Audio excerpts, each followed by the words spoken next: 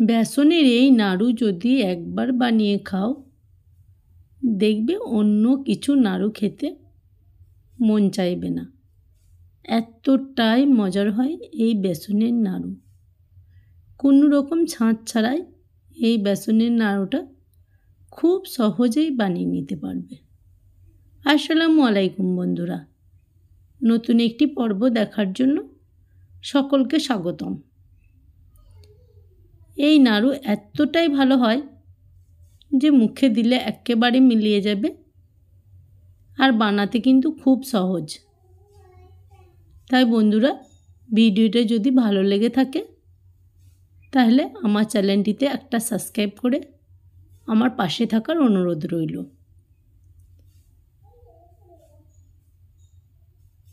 বেসনের নাড়ু বানাবার জন্য আমি একটা পাত্র নিলাম।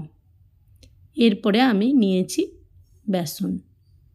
বেসনটা ভালো পরিমাণের বেসন নিতে হবে, তাহলে নাড়ুগুলো খেতে খুব ভালো লাগবে।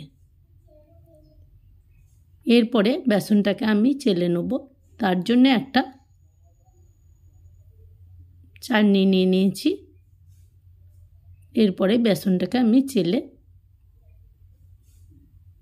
নেব। আর নাড়ু বানাবার জন্য অতি অবশ্যই যেন বেসনটা চেলে নেওয়া হয়।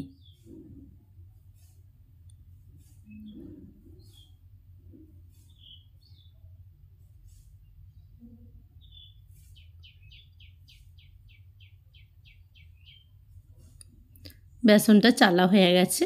আমি এখানে নিয়েছি 1 চিমটি নুন।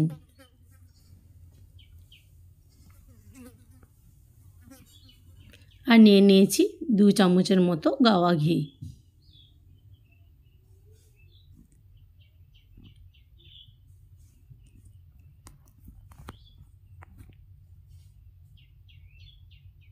দিয়ে গাওয়া ঘিটা বেসনের সঙ্গে ভালো করে ময়ান দিয়ে নিতে হবে। আর ময়ানটা কিন্তু অতি অবশ্যই গাওয়া ঘি দিয়েই দিতে হবে। গাওয়া ঘি দিয়ে বেসনটাকে ময়ান দিলে দেখবে বেসনের যে একটা কাঁচা গন্ধ থাকে সেটা কেটে যাবে।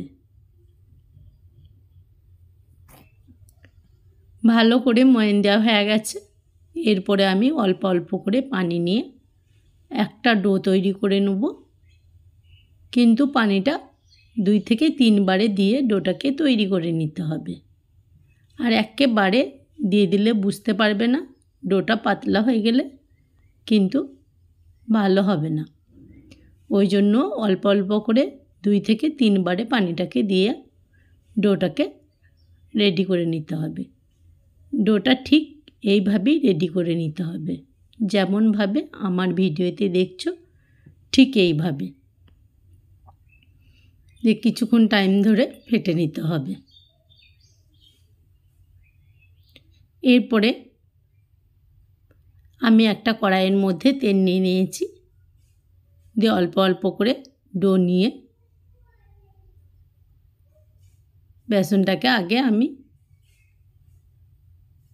ফুলুরির আকারে ভেজে নেব। এই নাড়ুগুলো কিন্তু খুব সহজেই বাসায় বানিয়ে নিতে পারবে, কোনো রকম ঝামেলা ছাড়াই। আর যে একবার খাবে এই নাড়ু, দেখবে তার কিন্তু অন্য কিছু নাড়ু খেতে মন চাইবে না। তাই বন্ধুরা, একবার বানিয়ে নাও বাড়িতে। আর যদি ভালো লেগে থাকে তাহলে আমাকে একটা কমেন্ট করে জানিও যে নাড়ুগুলো তোমাদের কাছে কেমন লেগেছে। যখন দেখবে যে ভাজা হয়ে গেছে তখন কিন্তু তুলে নিতে হবে। একেবারে লাল করা চলবে না।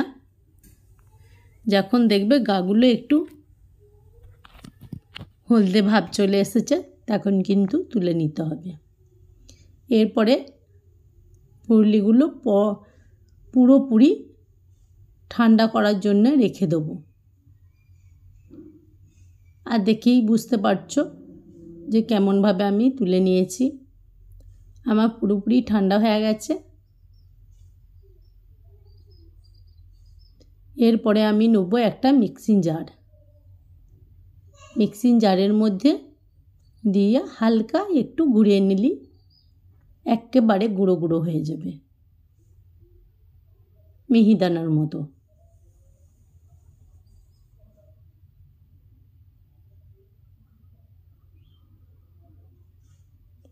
ঠিক মিহিদানার মতো গুঁড়ো হয়ে গেছে। সব ফুরুলিগুলোই আমি একইভাবেই গুঁড়ো করে নেব।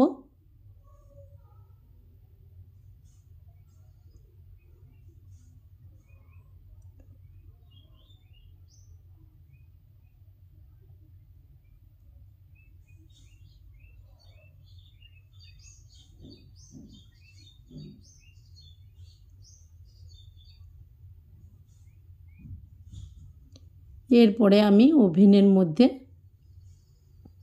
একটা কড়াই বসিয়ে দেবো। আর ফুরুলিগুলো কেমনভাবে গুঁড়ো করে নিতে হবে সেটাও আমি তোমাদেরকে দেখিয়ে দিচ্ছি। ঠিক এইভাবেই গুঁড়ো করে নিতে হবে।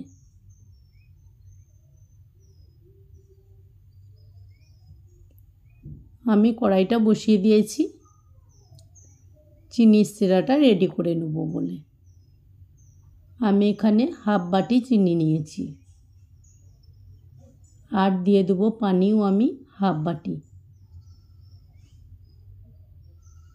এরপরে কিছুক্ষণ অপেক্ষা করতে হবে ওভেনটা চালু করে দেওয়ার পর। দুটো এলাচ আমি মুখটা ফাটিয়ে দিয়ে দিলাম, আর দিয়ে দিচ্ছি 2 চামচের মতো গাওয়া ঘি।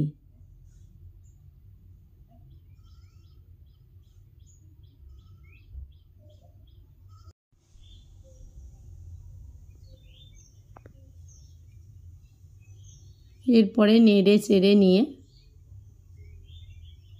নিতে হবে। যখন দেখবে নাড়তে নাড়তে চিনির শিরার মধ্যে আঠালো ভাব চলে এসেছে, তখন দিয়ে দিতে হবে গুঁড়ো করে রাখা ফুরুলিগুলো।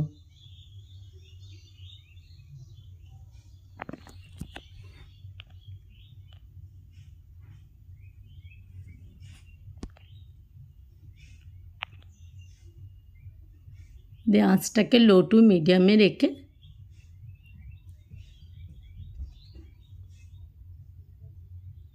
ডোটা তৈরি করে নিতে হবে।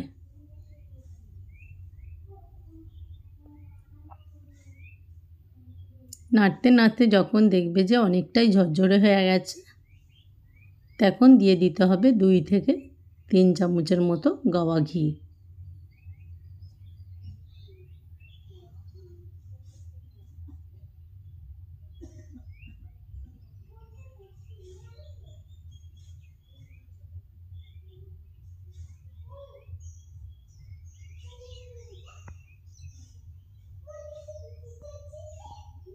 দিয়ে হালকা নেড়ে নামিয়ে নিতে হবে।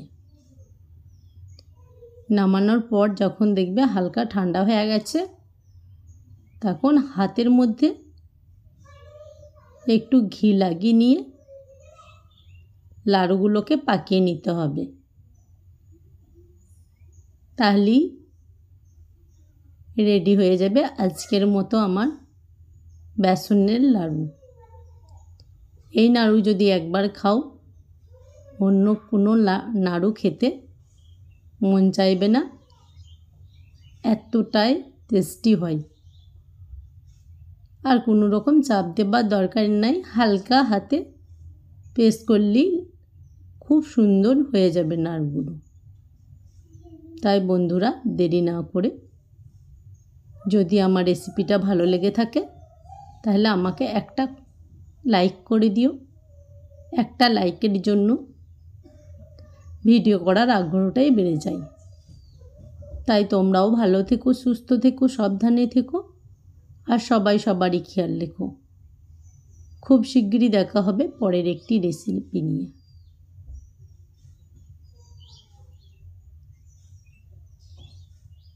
আর বাসায় বানিয়ে যদি তোমাদেরকে ভালো লেগে থাকে নাড়ুগুলো, তাহলে আমাকে একটা কমেন্ট করে জানিও যে নাড়ুগুলো তোমাদের কাছে কেমন লেগেছে।